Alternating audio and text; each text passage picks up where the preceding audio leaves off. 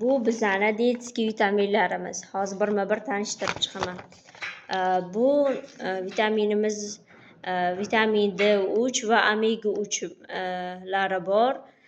Bu mazali pastelar, tarkibida shakari yo'q.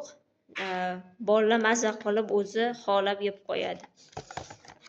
Bu vitaminimiz esa tarkibida vitamin B12, vitamin B6, omega 3, vitamin D3, yod, vitamin E kabi ko'plab vitaminlari bor. Bunisi omega 3. Omega 3 detskisi. Bu apelsin ta'mli, og'izda tez bola solgandan keyin erib ketadi. Anaqa ninada teshib berish shart emas. Bunisi vitamin D3 spreyligi, yog'da eruvchan. Detski vitamin D3 og'ziga sepib qo'yasizlar.